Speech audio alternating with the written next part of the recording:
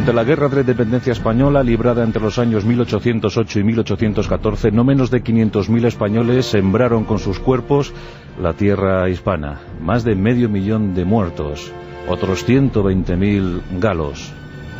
Una auténtica sangría que diezmó no solo la población, sino también el ánimo de una nación. Pero hubo casos de absoluto esplendor, casos que descollaron sobremanera y que constituyeron la pesadilla para todo un emperador, Napoleón Bonaparte.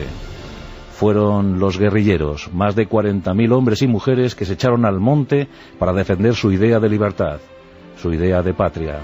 ¿Acaso el paradigma de aquellos guerrilleros, de aquellos luchadores, fue Juan Martín Díez, el empecinado?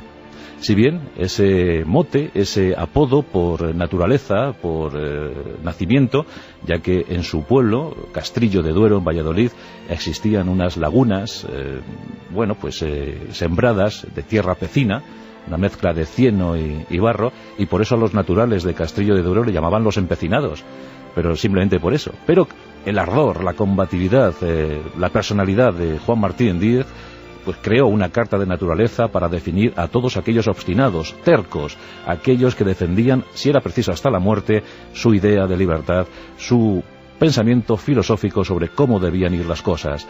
Por eso el empecinado es tan grande. Hoy contamos su historia.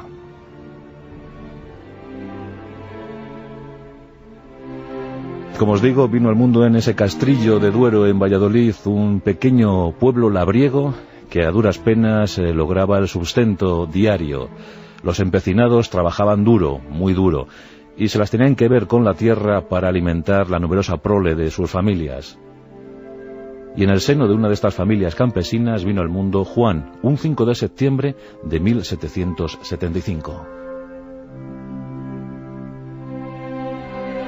Sus padres en ese momento no podían sospechar que aquel hijo sería uno de los hombres más indómitos, más bravos que vieron España en muchos siglos. Pero por el momento el pequeño Juan, Juanito como así era llamado, tuvo que abandonar los estudios. No quedó más remedio. Y su misión en la vida parecía el campo, coger los aperos de labranza y dedicarse a la siembra y a la siega de los cereales castellanos.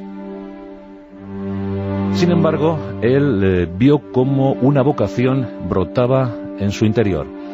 Era la vocación de las armas. Él sentía que había sido llamado para la milicia, para luchar, para combatir. Le gustaba el mundo militar. Y por eso no dudó ni un instante en alistarse en el ejército español que iba a combatir en el Rosellón, en aquella campaña que se libró contra la Convención Francesa. Ya sabéis que cuando los reyes franceses, Luis XVI y María Antonieta, fueron pasados por la guillotina, pues algunas naciones se rebelaron contra la recién nacida República Francesa y les declararon la guerra, aprovechando de paso la circunstancia para apropiarse de algunas tierras que, pues estaban en esas cuitas internacionales. En el caso de España y Francia, el Rosellón era la tierra por la que batirse. La guerra estalló con total virulencia en 1793 y hacia el Rosellón se dirigieron las columnas dirigidas por el general Ricardos. Un bravísimo general, un brillante estratega que supo dar victorias a España en el primer tramo de la contienda.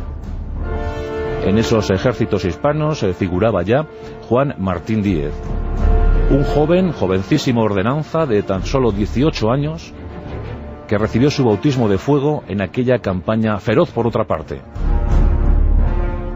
Aquellas victorias iniciales sirvieron para que Juan Martín comenzara a aprender, comenzara a adiestrarse, no solo en el manejo de las armas, sino también en la conducción de hombres. Por méritos propios, por méritos de guerra, se puso al lado del general Ricardo, siendo su más leal ayudante, y aprendió del general todo lo que había de saberse sobre la conducción de soldados en campaña. La guerra duró 2 años y terminó mal para las armas españolas. En 1795 se firmaba la paz de Basilea. El ejército regresaba a casa humillado y con el solo buen recuerdo de aquellas victorias del general Ricardos, quien no pudo ver culminada su campaña, pues falleció. Otra cosa hubiese sido si el general Ricardos hubiese permanecido vivo, pero falleció en mitad del conflicto, y esto permitió una contraofensiva muy eficaz por parte de las armas francesas y la toma de ciudades como Vitoria, por ejemplo. La paz de Basilea puso fin a la guerra y los hombres regresaron a casa. Entre ellos Juan Martín, y este regresó a su hogar con un odio concebido contra los franceses. No llevó bien aquello de la derrota. Él entendía que los españoles hubiésemos podido tener mejor suerte de haber sido bien dirigidos. Una obsesión desde entonces para Juan Martín Díez. Y regresó a su pueblo, y allí dejó las armas para volver a tomar los aperos de labranza. Parecía que su suerte estaba echada, que la labranza sería su futuro. Conoció a Catalina de la Fuente y con ella se casó para radicarse en el pueblo natal de esta, Fuentecén. Esto ocurría en 1796. Juan Martín Díez tenía apenas 21 años y ya pensaba en arraigarse allí en Fuentecén y dejar pasar los días viendo cómo el sol se levantaba a mediodía y se ponía por la tarde, con poco más que hacer durante la jornada, salvo labrar, salvo segar. Una vida monótona, rutinaria y desde luego muy distinta a la que él había soñado, a la que él había pensado.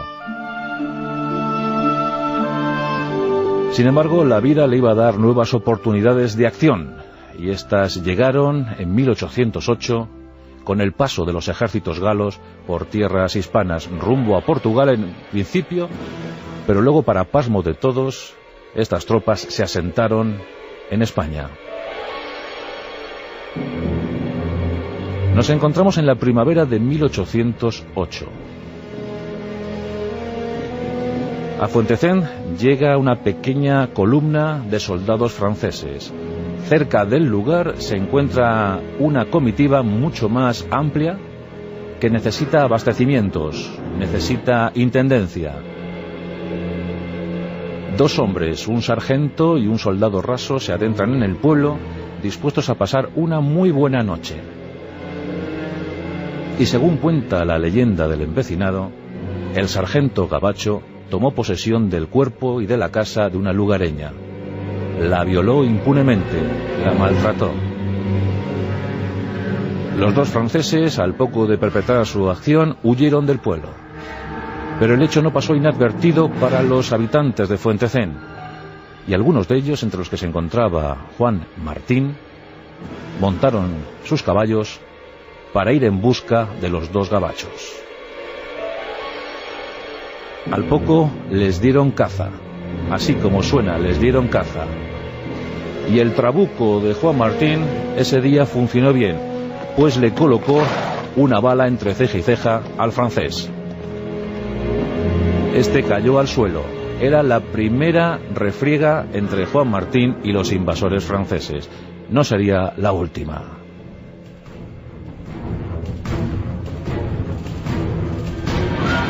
Por supuesto, Juan Martín de inmediato adquirió carta de proscrito y en compañía de 3 de sus hermanos y algunos vecinos de Fuentecén se echó al monte. Había comenzado la particular guerra de esta partida de guerrilleros.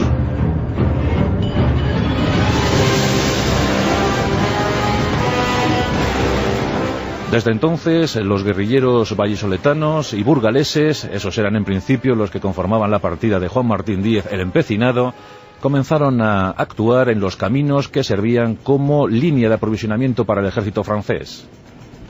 Cuentan que la primera acción de importancia para los hombres del empecinado se dio cerca de Segovia. Y es que Segovia, Valladolid, Burgos, Madrid, Cuenca, esa sería la guerra, ese sería el campo de actuación para el empecinado y sus hombres. Pronto las noticias comenzaron a circular por toda la península tan necesitada de héroes. Los guerrilleros eran el ariete más decisivo en esos momentos. Por desgracia, el ejército regular español iba de derrota en derrota. Ni siquiera la excelente victoria de Bailén, a cargo de los hombres del general Castaños, pudo paliar el déficit que había de seguir adelante, de poder mantener ejércitos. Lo único meritorio para este ejército regular español es que jamás se rindió. Pero mientras tanto, mientras llegaba la tan necesaria reorganización, el empecinado y otros como él comenzaban a trazar caminos de gloria para los hombres de España. El empecinado entendió que en principio debían asistir al ejército regular español y se integraron en sus filas. Juan Martín pasó a las órdenes del general de la Cuesta, un general poco brillante que fue batido en varias ocasiones, entre ellas las de Medina del Río Seco o Cabezón de Pisuerga. En esas dos batallas perdidas por las tropas españolas se encontraba el empecinado. Esto hizo entender a Juan Martín que servir en el ejército regular no era la solución y que tan solo las emboscadas, las refriegas, los momentos decisivos al calor o al amparo de la noche serían los que les diesen la victoria tan oportuna. El empecinado, después de fuertes disensiones con el general de la Cuesta, incluso fue detenido por haber albergado en su casa a una dama francesa capturada, pues el empecinado fue encarcelado en Burgo de Osma, ciudad de la que escapó pues unas horas antes de que fuese tomada por los propios franceses. Pero ya había decidido hacer esa guerra tan cruel, tan sanguinaria, ya decidió hacerla por su cuenta. Poco a poco, sus grandes golpes al ejército gabacho, aquellas emboscadas, aquellas refriegas nocturnas, sirvieron para que la propaganda aumentase, creciese, y cientos de hombres empezaron a alistarse en las filas del empecinado. El problema fue gravísimo, llegó a ser gravísimo para las tropas francesas. El mismísimo Napoleón Bonaparte se interesó por aquel problema, por aquella columna dirigida por un campesino, como se decía, y eligió a uno de sus generales más curtidos, más eficaces, Joseph Leopold Hugo, el padre del futuro escritor Víctor Hugo. Bien, pues Leopold Hugo fue el encargado de dar caza al empecinado, y a fe que no faltaron tretas. En una ocasión, por ejemplo, capturó a la madre del empecinado y a muchos familiares y vecinos, y aseguró que de no entregarse les fusilaría. El empecinado envió una carta a Leopold Hugo en la que se afirmaba que en caso de ser fusilada su madre y sus familiares, pasaría a cuchillo a 100 prisioneros franceses que estaban en su poder, y que esto no era todo, pues desde entonces fusilaría a cualquier francés que capturase allí mismo. En cualquier punto donde capturase un francés, este sería fusilado. La amenaza fue tan seria que Leopold Hugo puso en libertad de inmediato a la madre del empecinado. Y es que el empecinado se granjeó el respeto, incluso la amistad de sus oponentes. Le respetaban muchísimo. Esto es así de cierto. El propio Leopold Hugo incluso quiso sobornarle, quiso alentarle a que se pasase a las filas francesas, dándole un cargo de oficial y un excelente sueldo, cosa a la que el empecinado se negó en redondo, y ofreció lo mismo a Leopold Hugo. Le dijo: pásese usted con nosotros. Las campañas del empecinado son tan famosas que aún siguen sus ecos recorriendo nuestra historia. Llegó a merodear Madrid, incluso quiso secuestrar al mismísimo José Bonaparte. Pepe Botella, el rey ocasional de España, el empecinado se enteró que Pepe Botella pasaba tiempo estival en la casa de campo madrileña, y por allí se vio a hombres de la partida del empecinado. La verdad es que solo aumentar su nombre provocaba ya un terrible susto, una gran inquietud en cualquier cuerpo de oficial francés. Por fin, la regencia gaditana otorgó cargos. Por fin entendió que el empecinado era el hombre a seguir, era el líder mediático, era el héroe popular que todos precisaban. Primero llegó el nombramiento como capitán de caballería, más tarde el de brigadier, luego general. Y es que más de 6.000 hombres seguían al empecinado, más de 6.000 hombres cabalgando por los montes de Castilla, custodiando los lugares, protegiendo los pueblos y sobre todo franqueando el paso para el avance de muchos ejércitos anglo-hispanos. La tarea fue más que brillante para estos guerrilleros. En 1811 el empecinado se encontraba dirigiendo un regimiento de húsares en Guadalajara. Y la verdad es que, como digo, era un inmenso héroe popular, querido y aclamado por todos. Al finalizar la guerra, en 1814, dirigía a más de 10.000 efectivos y había protagonizado campañas tan destacadas como las de Aragón. Esa campaña ha pasado a la historia como la campaña del empecinado. Sometió a ciudades, puso a sitio a otras y recibió de buen grado la ayuda de otros guerrilleros. Fue desde luego toda una urdimbre estratégica y táctica que acompañó a Juan Martín Díez, el empecinado. Pero acabó la guerra. Después de la batalla de los Arapiles, librada en 1812, José Bonaparte abandonó Madrid. El empecinado fue uno de los primeros en entrar en Madrid. Pero las cosas se iban a torcer en la vida, en la biografía de este hombre. Llegó el absolutismo, llegó Fernando VII el deseado. Juan Martín se presentó ante su rey, al que siempre fue leal, pero también le ofreció una carta en la que se le combinaba a guardar fidelidad, jurar respeto y obediencia a la Constitución de Cádiz, a la Pepa de 1812. Y como es obvio, el rey absolutista por excelencia negó esta posibilidad y, es más, envió al exilio vallisoletano a Juan Martín Díez, quien por entonces era nada más y nada menos que mariscal de campo, una de las más altas graduaciones dentro del ejército español. Bueno, pues este exilio lo asumió y vio pasar el tiempo y vio cómo Fernando VII cometía cada vez mayor número de desmanes. El 1 de enero de 1820 la situación giraría 180 grados. El general Riego realizó su famoso pronunciamiento y a este le siguió el famoso también trienio liberal. En estos 3 años, también de zozobra en América, pues íbamos perdiendo las colonias a ritmo acelerado, pero en estos 3 años el rey Fernando VII tuvo que asumir la Constitución de Cádiz. No le quedaba más remedio, no le quedaba otra, pero sin despreocupar su cuestión internacional, su frontera internacional, en la que pidió ayuda a los países de la Alianza, a los países europeos, los cuales se la sirvieron en forma de los 100.000 hijos de San Luis. Estos entraron, irrumpieron en España en lo que se llamó la Guerra de la Lealtad, y fue un momento difícil, pues Juan Martín Díez en los 3 años del trienio, en el trienio liberal, había sido incluso gobernador de Zamora y había luchado contra sus antiguos compañeros, los cuales habían abrazado el absolutismo al grito de ¡vivan las caenas! Ya sabéis que el grito liberal era ¡viva la libertad! Y a este respondían los absolutistas con ¡vivan las cadenas!, aunque se decían caenas. Bueno, pues eso, ¡vivan las caenas! Pues el cura Merino, hombre brillante en la Guerra de la Independencia, era absolutista, convencido, y se enfrentó, con poco éxito, a los hombres del empecinado.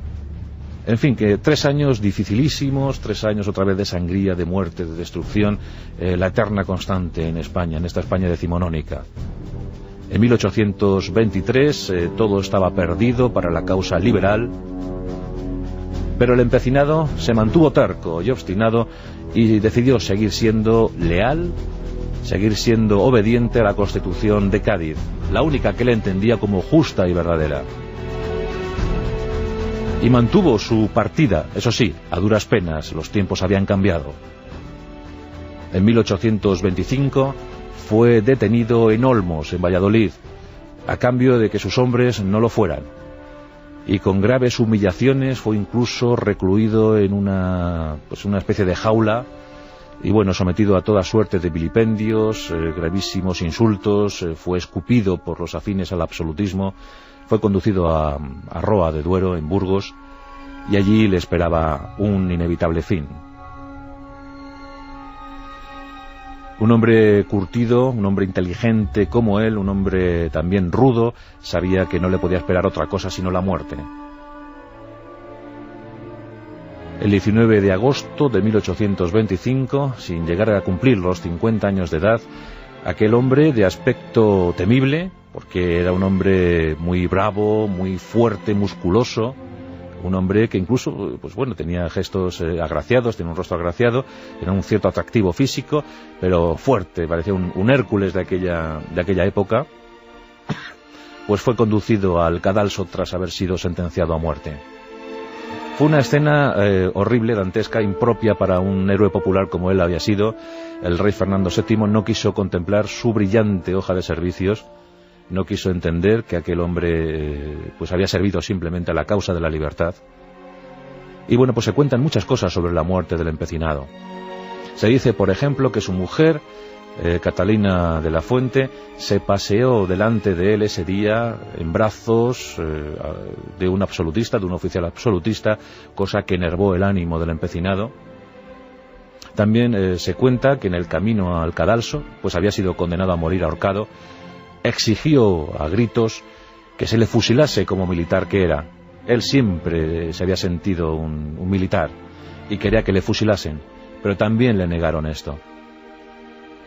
Cuenta la historia que Juan Martín Díez el empecinado, en un acceso de rabia, rompió sus cadenas, rompió sus grilletes penitenciarios y que se abalanzó sobre los hombres que le custodiaban.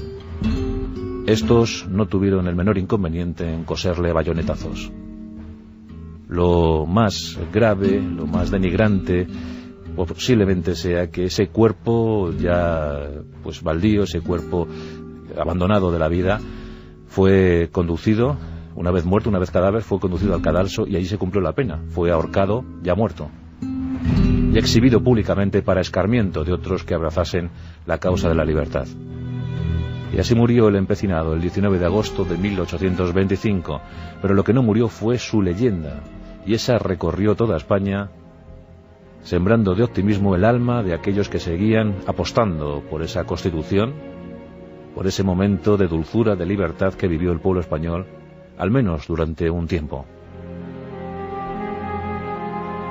Juan Martín Díez y ese apodo, el empecinado, que desde entonces cobró carta de naturaleza para todos aquellos tercos, cabezones, obstinados, aquellos que defienden sus ideas hasta el final, si este es necesario.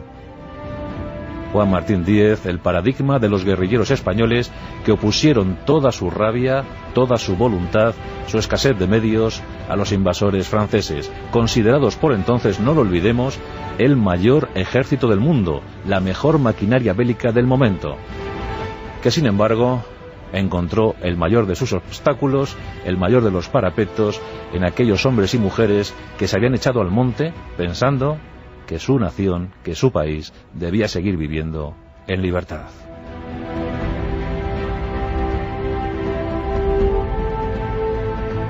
En Onda Cero, La Rosa